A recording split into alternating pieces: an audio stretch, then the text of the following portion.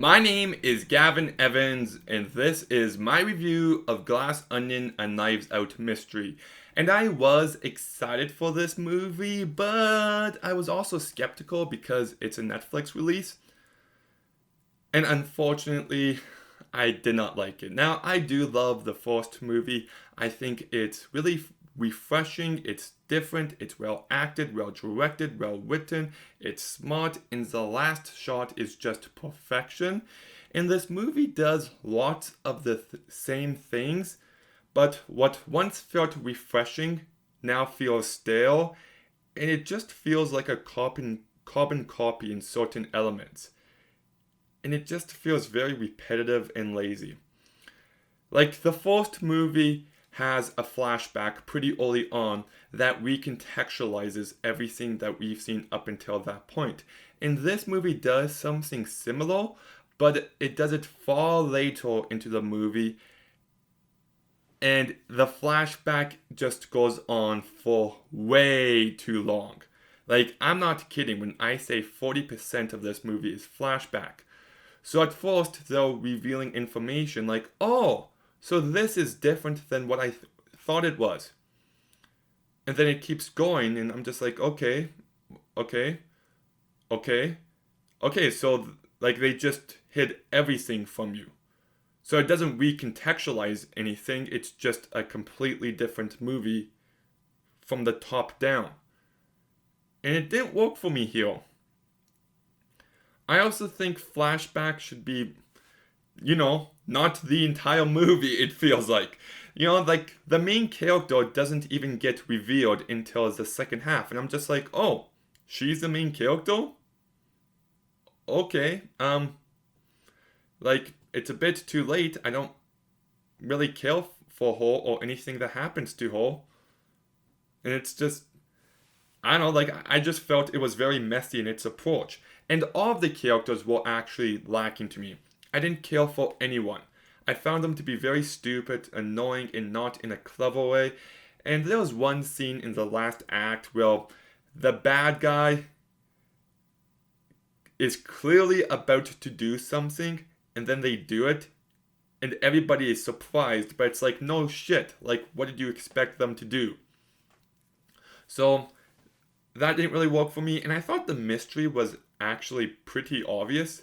Like, I'm not good at figuring this stuff out, but I just thought of the same movie and what the first movie did, and I applied that information to this second one, and yeah, I got it correct. It just plays by the exact same rules. And everything about the reveals though in the last act, I just found to be way too much. Like, there's just so many reveals. Like, oh, so you thought this happened, but actually this happened. And I'm just like, okay. Oh, but you also thought this happened, but this happened. I'm like, okay. Oh, but you also thought you saw this, but this actually happened. I'm like, okay, you're really pushing it. Oh, but you thought this happened, but this actually happened. I'm just like, okay, this is enough. This is far too much. Far too many reveals. And I thought the way they went about them is dishonest. Rian Johnson just. I do not like the way that he manipulates information that we have. There's especially one small movement that we see, and I'm certain it's there in the beginning of the movie, that you just don't take note of because it's such a small notion. But then that motion is in a flashback that we see time and time again. And then it turns out the way we see it in the flashback isn't what actually happened. And I get the whole unreliable narrator.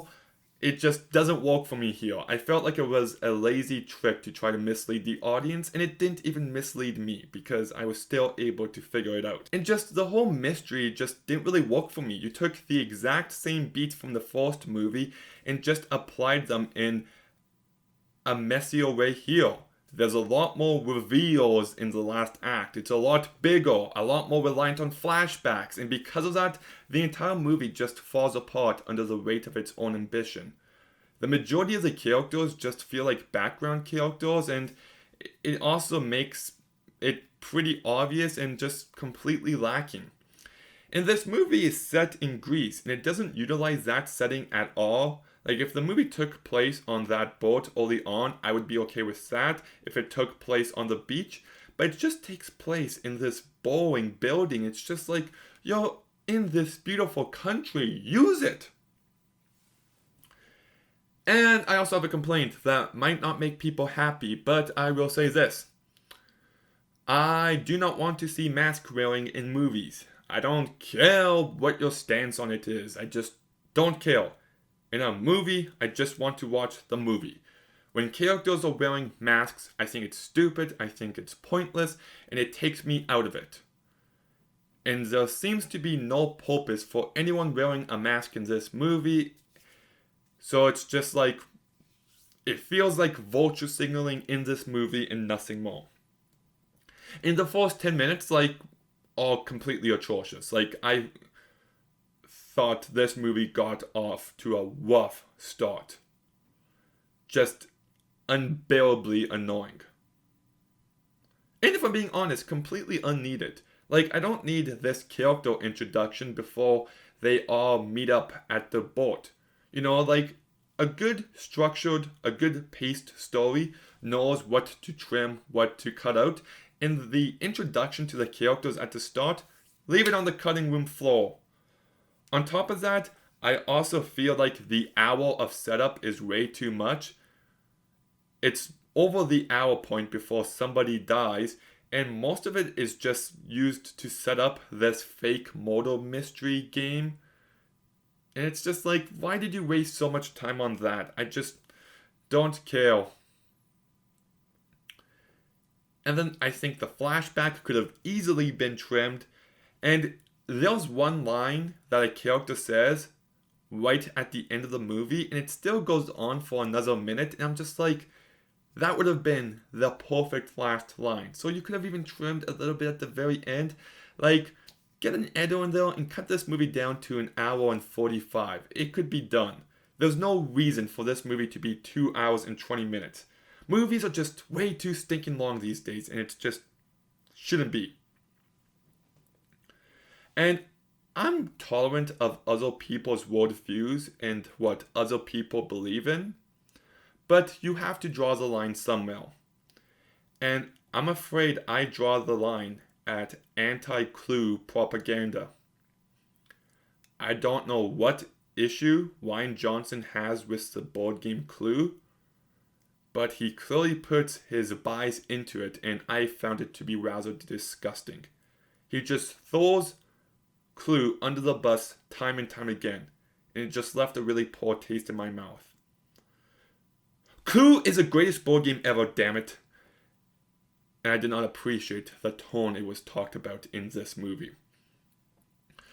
So, yeah, the cast for the most part didn't really do all too much for me. Daniel Craig is fine here. I thought he was much better in the first movie. Here, he does come across a bit more like a caricature. Edward Norton, I think, does a good job. Janelle Monáe is fine. Kate Hudson's character is the one character to have any bit of personality, but I also found her to be way too over the top and unbearably annoying. Dave Bautista really has nothing to do. Catherine Hahn and Leslie Odom Jr. are completely wasted in this movie. They don't have an ounce of character. Jessica Henwick and Madeline Klein are in the movie. They just are there. So, yeah, the cast isn't as good as the first movie. I'm not saying characters like Catherine Langford and the kid and Michael Shannon and Jamie Lee Curtis had the most to work with, but at least they stood out in some sort of way. At least there was that whole affair going on between Jamie Lee Curtis and Bradley Whitford, and Ana de Armas and Chris Evans and Daniel Craig are all legitimately fantastic in that first movie. So I'm not saying the first one is the greatest acted movie of all time, but it definitely leaves much more of an impression with any of its characters than this one does. And one more thing I quickly want to bring up is there's a scene where somebody is watching some people through a window, and It is baffling how nobody saw him that entire time. Just really weird. But yeah, this movie just didn't do it for me. I feel like Rian Johnson. Yeah, I'm just gonna say it. His head is so far up his ass. He thinks this movie is a lot more smarter and sharper than it actually is. But when you really look at it, it's just pretty basic, with not a lot to say. The characters are lacking in every sense, and the mystery is just pretty lackluster. All the twists and reveals just become way too much at a certain point. The over reliance on this incredibly long flashback is just obnoxious, and by the end, I just don't think I'm going to remember this movie. I love the first one, I've watched it quite a few times, but I don't see myself ever revisiting this one. It's just forgettable. As hard as I am on it, it's not one of the worst movies ever. It's not terrible. There's some entertainment to be had, but quite frankly, not enough. So I'm going to go ahead and give Glass Onion: A Knives Out Mystery a 4 out of 10. You know, it kind of makes you think. Glass ogres are like glass onions. Ogres have layers, onions have layers. But anyways, what did you think of Knives Out 2? I'm not saying the full title again, even though I just kind of wasted my breath saying that line and this line as well. So, whoops, oh well, but what did you think of it? Let me know in the comments down below. Make sure you like, comment, subscribe, stay tuned for some more videos soon, and Gavin out.